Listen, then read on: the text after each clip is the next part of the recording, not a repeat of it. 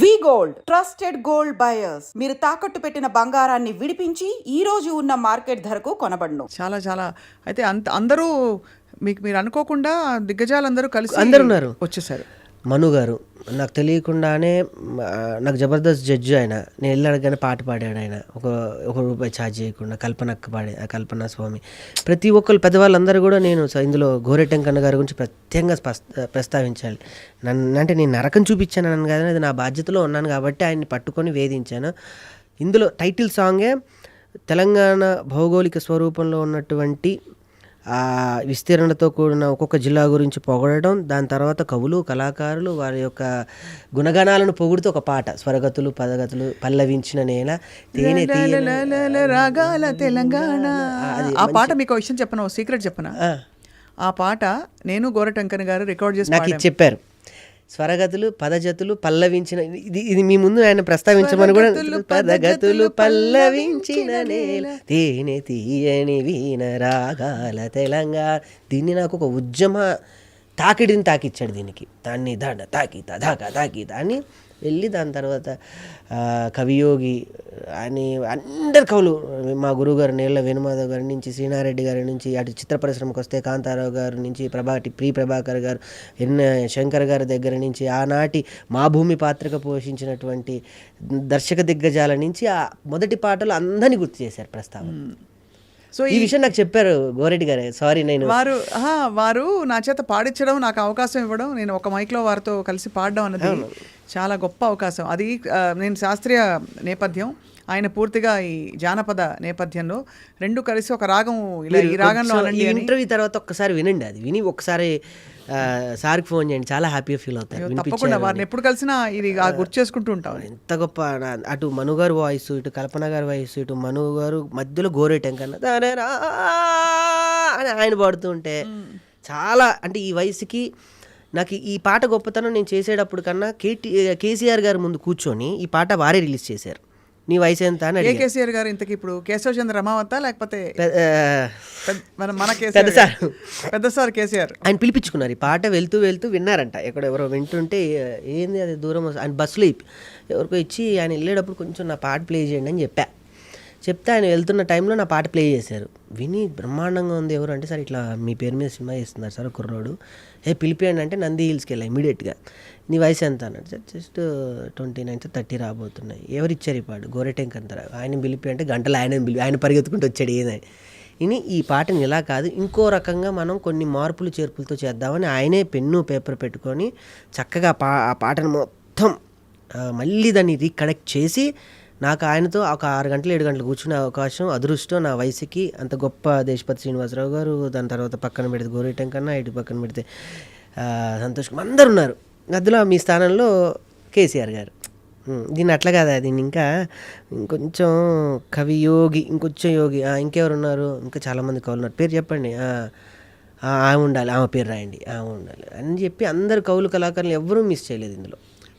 పెద్ద విశేషం ఏంటంటే చూడండి, మీ ప్రాజెక్ట్ ఎలా అవుతుందంటే గత 20 నిమిషాలు మాట్లాడడమే అసలు ఒక దిగ్గజం వెళ్ళిపోతే, ఇప్పుడు మన సింగం సినిమా చూస్తే లాస్ట్లో అక్షయ్ కుమార్ వచ్చినట్టుంది. ఇప్పుడు అంటే అర్థమైందా మీకు? ఎవరు ఎక్స్పెక్ట్ చేయకుండా కేసీఆర్ గారు నిజంగానే సీన్లో ఉండడం ఎవరికి తెలియదు కదా ఈ విషయం. అద్భుతం. నేను ఇక్కడే ఎక్కడో ఏదో చెప్పాను, వెంటనే కేసీఆర్ గారి వీడియో చాలా వైరల్ అయింది. అప్పుడు ఆయన పాట విని తెలంగాణ ఆవిర్భావ దినోత్సవం రోజే ఆయన రిలీజ్ చేశారు ఆ సాంగ్. నేనే చేస్తానని చెప్పి చేశారు. అది చాలా గొప్ప గొప్ప గొప్ప సందర్భం ఇది యాక్చువల్లీ. సో అయితే మరి ఈ కేసీఆర్ అనే కుర్రవాడు, ఏమీ తెలియని ఆ కుర్రవాడు ఏం చేస్తాడు సినిమాలో? ఊరిని బేసికల్లీ ఊరిని ఖాళీ చేయడం అని అంటే ఇల్లు ఖాళీ చేసినంత ఈజీ కాదు. ఒక ఊరిని ఖాళీ చేయమని గవర్నమెంట్ అధికారులు ఉత్తర్వులు జారీ చేస్తే ఆ ఊరి, అంటే బేసికల్లీ ఒక ఇల్లు ఖాళీ చేస్తుంటేనే మనం ఉన్న ఆ స్థలంతోనో, లేదా మనం ఉన్న ఆ గదితోనో, లేదా మనం ఆ వర్ణంలో ఉన్న దేనితోనో ఒక చిన్న తెలియని ఒక ప్రేమ పెనవేసుకొని పోతుంది. ఈ రూమ్లో నేను ఇలా ఉండేవాడిని, అలా ఉండేవాడిని, ఇక్కడే కూర్చొని టీ తాగేవాడిని. ఒకసారి చూసుకొని ఖాళీ చేసేటప్పుడే 10 సంవత్సరాలు ఉండి వెళ్తుంటేనే అబ్బా, నాకైతే అలానే జరిగింది. నేను ఇల్లు కొనుక్కున్న తర్వాత నేను ఇక్కడ ఇంతకుముందు మోతీనగర్లో ఉండేవాడిని. కారు నాది మోతీనగరే వెళ్ళేది, నా ట్రాన్స్ అట్టే వెళ్ళేది, కానీ కొత్త ఇంటికి వెళ్ళేది కాదు. అలా నాకు మార్చుకోవడానికి చాలా సమయం పట్టింది. అది కూడా ఒక ఉదాహరణ ఇందులో ఉంది. సో వచ్చి ఊరు ఖాళీ చేయడం అంటే ఇల్లు ఖాళీ చేసినంత ఈజీగా స్వామి. ఊరు పోతుందంటే ఊపిరిపోయినంత పని అయిపోతుంది. మా తాతలు మా ముత్తాతలు అందరూ కూడా ఈ మట్టిలోనే కలిశారు, రేపు మేము కూడా ఈ మట్టిలోనే కలవాలి. మట్టి అంటే అమ్మ కాదు, అమ్మల్ని పుట్టించిన అమ్మ ఈ మట్టి తల్లి. ఈ మట్టిని ఎలా వెళ్తాం సారు, మమ్మల్ని వదిలేయండి సారు, లేదా దీని మీద నుంచి అదునా అభివృద్ధి ఏం అభివృద్ధి సారు, మట్టి తల్లిని తొక్కి చేసే అభివృద్ధి మాకెందుకు సారు అని ఆ ఊరు పడే బాధ నుంచి పుట్టిన కుర్రోడు. వాడికి ఏం తెలియట్లే, అందరూ మాట్లాడుకుంటున్నారు, కానీ ఈ కుర్రోడే రేపు ఏదో చేయబోతున్నాడు అన్న విషయం వీళ్ళకి తెలియదు. అలా ఏదో చేస్తాడు సినిమాలో, ఒక అద్భుతం చేస్తాడు. అదే కేసీఆర్ అంటే మామూలుగా ఉండకూడదు, హీరోయిక్గా ఉండాలి. అంతే. సంగీతం ఎవరు వహించారు దీనికి? చరణ్ అర్జున్ గారు అండి.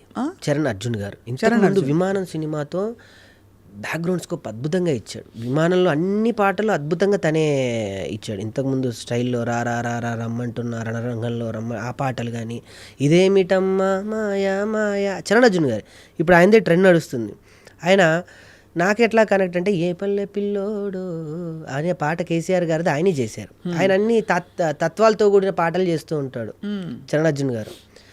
ఆయన్ని పట్టుకుని నాకు చేసి పెట్టాలి అంటే బ్యూటిఫుల్ సాంగ్స్ 4 ఇచ్చాడు. ఫస్ట్ సాంగ్ వచ్చి యాడీ యాడీ, మీకు ముందు లంబాడీ భాష మీద ఉండేది, కాశీలో శ్యామ్ గారు రాశారు. మా సొంత అన్న, మా ఊరే వరంగల్. ఆయన ఇప్పుడు ఎవరికి దొరకట్లేదు, పెద్ద పెద్ద వాళ్ళ కథ చెప్పి పాట రాయించుకుందామంటే చాలా బిజీ షెడ్యూల్. అలాంటిది నాకు అద్భుతమైన లంబాడీలో ఉన్న నాణ్యాలు ఈ మెల్లో ఉంటాయి. అవును, ఆ నాణాల దగ్గర నుంచి కూడా ఏ పదాన్ని వదిలిపెట్టకుండా అంత అద్భుతంగా పాట రాసిచ్చారు. 2 లైన్లు పాడండి మాకోసం లంబాడీ భాషలో. యాడి యాడి చోటా కేసియారే యాడి యాడి యాడి యాడి మానుకే పతారే యాడి యాడి అని వస్తూ ఉంటుంది. రామ్ మిరియాల గారు వెళ్ళి అడగగానే, ఆయన పెద్ద కళాకారులు, వెళ్ళి అన్న చిన్న సినిమా ఆయన పాడారు.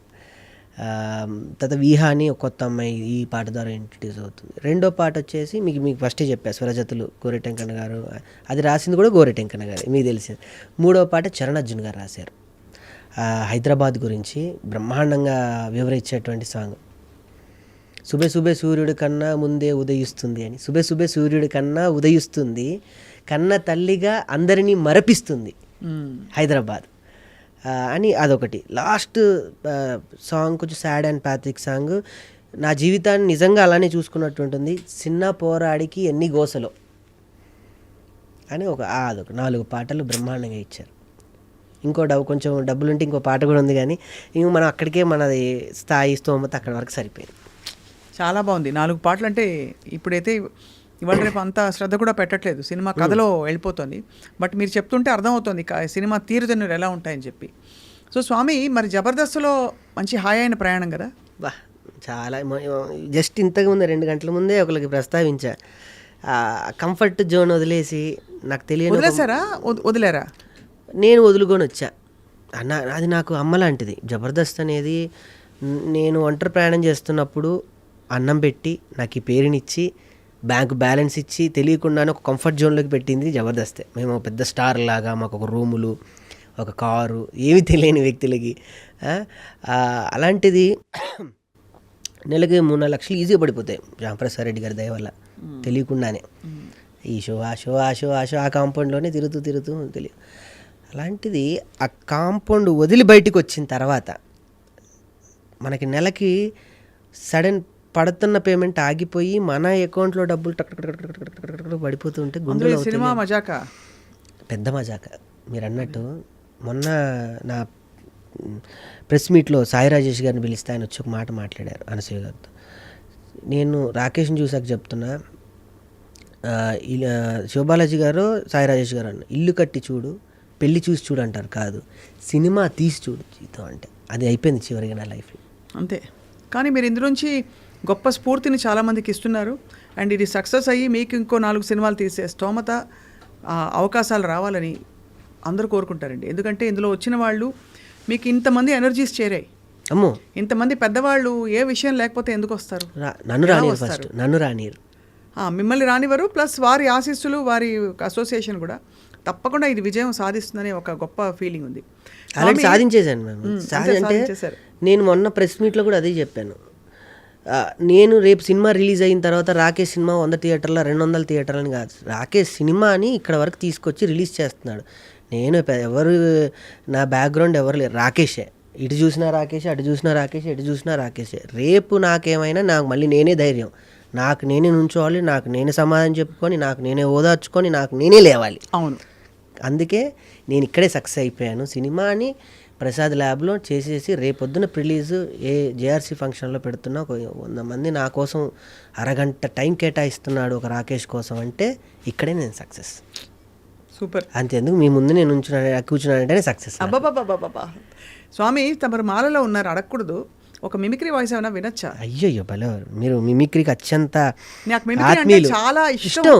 మిమిక్రీ కళని చాలా అంటే గొప్పగా గౌరవిస్తాను. నేను చూసి మరో ఆత్మ మీ మిమిక్రీ. మీకు సంగీతం మెయిన్ ఆయుధం, మిమిక్రీ కూడా. కానీ మీరు మీ సంగీతంతో మీరు అందరిని ఎంటర్టైన్ చేస్తుంటే మిమిక్రీతో మీరు ఎంటర్టైన్ అవుతారు. అవును, నేను ఇది చెప్దాం అనుకున్నాను కానీ నాకు అవకాశం అప్పుడు దొరకలేదు. మీరు వేరే ఎప్పుడు చూసారు?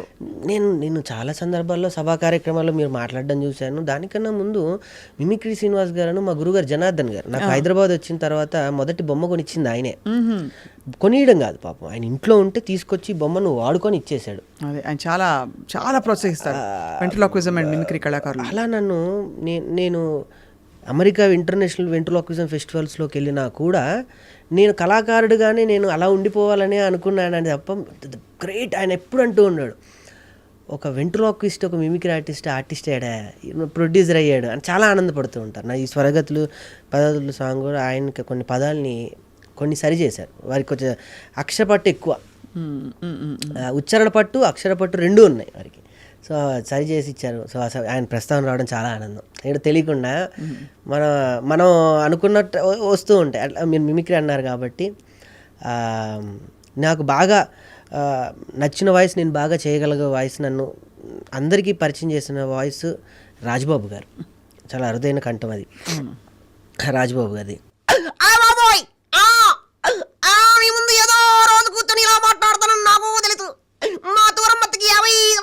చెప్పారు, నేనేమనుకున్నారో ఏంటో నాకైతే తెలియదు, కానీ మీ ముందు ఇలా కూర్చొని ఇలా మాట్లాడుతుంటే ఎలానో ఉంది. అయ్య బాబాయ్, ఇంకెక్కువ మాట్లాడితే మా దూరం మొత్తం వెనక నుంచి వచ్చి కొడుతుంది. అయ్య బాబాయ్ ఉంటానే. అమ్మాయ్,